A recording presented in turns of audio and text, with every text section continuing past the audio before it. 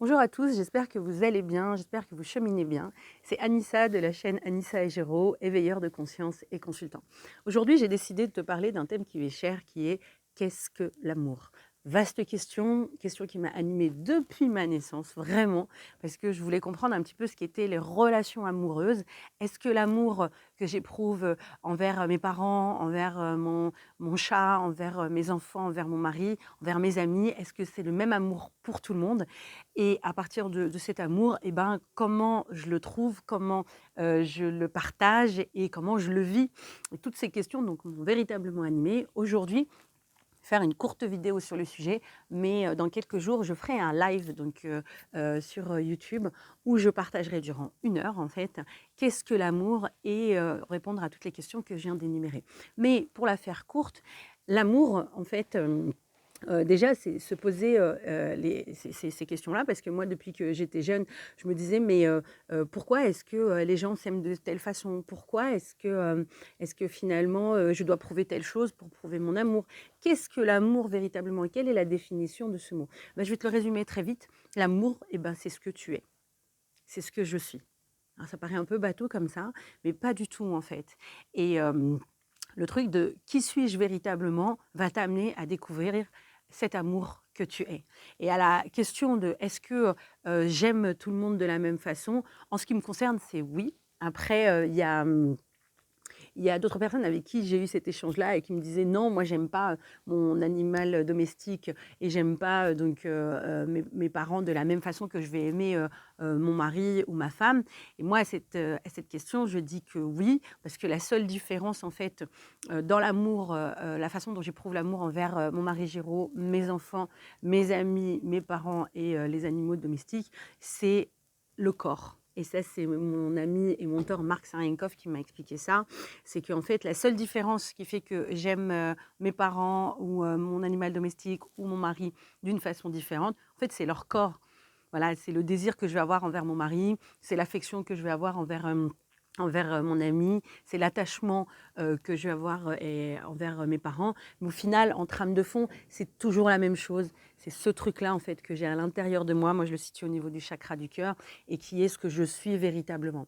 Et l'amour, ce que n'est pas l'amour, en tout cas, c'est le marchandage, c'est la dépendance affective, c'est le besoin que j'ai de l'autre de combler le manque qui est en moi, parce que ça part du fait que je ne suis pas complète. Et donc, dans le fait d'être incomplète, je ne suis pas dans cet amour. Ça, c'est pour la partie un petit peu, j'ai envie de dire, visible.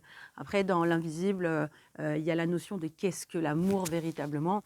Est-ce que l'amour, ce ne serait pas finalement ce qu'on conclut avec un certain nombre d'expériences ici qui nous ramènent toujours à ce que je suis véritablement. Parce que peu importe les expériences que je vais vivre dans ma vie, au final, une fois que je dépasse cette notion de corps, eh ben, tout est OK, tout est amour finalement. Je cite souvent cette expérience en fait de la fourmilière, je crois que c'est Idriss Aberkane qui rappelait ça, où des chercheurs en fait avaient étudié donc le fonctionnement d'une fourmilière et où il y avait des fourmis, il y avait 10% de fourmis en fait qui empêchaient les autres fourmis de travailler. On a enlevé ces fourmis-là en fait et la fourmilière s'est effondrée. Donc ça veut bien dire que ces 10% de fourmis sont essentielles pour que les autres fourmis trouvent en fait de nouveaux systèmes, de nouveaux types de fonctionnement et qu'elles évoluent en permanence. Donc, est-ce que ces 10% de fourmis, en fait, par amour, sont en train d'empêcher les autres de travailler pour leur permettre justement de trouver et d'étendre leur champ de conscience et leur champ d'action? Moi, j'ai l'intime conviction que oui. Donc ça veut dire que tout ce qui se passe dans ma vie, toutes les expériences que je vais vivre dans ma vie vont me permettre de me poser des questions sur moi-même et de vivre un certain nombre d'expériences qui me ramènent toujours à qui suis-je véritablement et de revenir à cet amour donc dans ce qui est en train de se passer. Ça paraît comme ça peut-être un peu perché. J'aime bien Franck Lobé, il dit on va pas rentrer dans les trucs un peu perchés. Et pourtant, moi, ça a fait vraiment sens chez moi le jour où j'ai compris ça.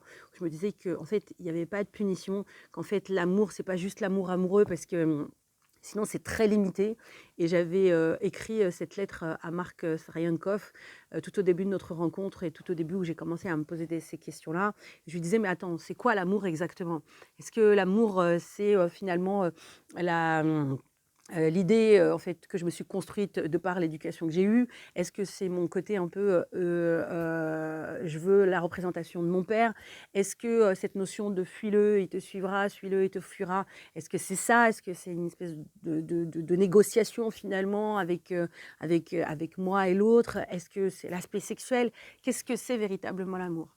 Et il m'avait répondu, il m'a écrit une superbe lettre que j'ai gardée précieusement et que je partage dans mes groupes et qui me dit, dans laquelle il me dit: «Tout l'amour que tu viens de décrire n'est pas l'amour en fait, c'est juste une espèce de troc, qui n'est pas très sain, et qui n'est absolument pas l'amour». Parce que l'amour, une fois que j'enlève cette notion de corps, parce que ce qui fait finalement, peut-être obstacle et peut-être qui nous perd un petit peu dans ce qu'on croit penser de l'amour, dans ce que je crois penser de l'amour, c'est le corps. Parce que si j'enlève le corps, et ben, je peux éprouver énormément d'amour envers une plante, je peux éprouver énormément d'amour envers la vie, envers ce que je suis, envers mon animal de compagnie, envers tout ce que je vais rencontrer. Je vais être dans cette gratitude, dans ce merci, puisqu'on sait que la vibration du mot merci, ben, c'est la même vibration que le mot amour. Donc ça veut bien dire qu'en fait, c'est au-delà de juste ce que je vais percevoir, de ce que je crois être l'amour, et au-delà de l'aspect physique des choses.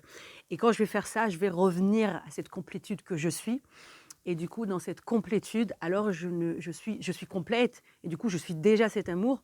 Et c'est là où la rencontre commence à se faire avec l'autre et où je vais pouvoir me mettre en contact avec l'autre juste de par ce que je suis et dans ce que l'autre est et dans la reconnaissance de ce que l'autre est. Et donc, du coup, c'est là où l'amour est là où la rencontre peut se faire. Et ça, c'est très, très beau. Et je voulais partager ça avec vous aujourd'hui. Dites-moi si ça vous paraît clair. En tout cas, j'en parlerai durant donc, un partage d'une heure avec des questions que beaucoup d'entre vous m'ont posées sur ce sujet-là, qui est très vaste. Et je vous donnerai aussi des techniques pour l'amour amoureux, trouver l'homme de sa vie, la femme de sa vie, avoir une relation de couple harmonieuse. Donc le sujet est très très vaste, mais déjà à la base, recentrer sur ce que l'amour est, sur ce que l'amour n'est pas. Voilà. Donc l'amour, ce n'est jamais à partir du manque. Voilà, il n'y a jamais de manque dans l'amour, c'est toujours quelque chose de complet, toujours une complétude, il y a toujours un apaisement, et il y a toujours un don de soi et à l'autre. Et il n'y a pas de troc, il n'y a pas d'attente, c'est vraiment quelque chose dans lequel je me sens bien. Et à partir de là, et au-delà donc du corps, et à partir de là, la rencontre se fait. Et dans cette rencontre, alors, il peut y avoir l'amour qui rencontre l'amour. Donc voilà, donc je voulais partager ça avec vous et donc je ferai une vidéo qui est plus longue, qui dure 1 heure. Qu'est-ce que l'amour?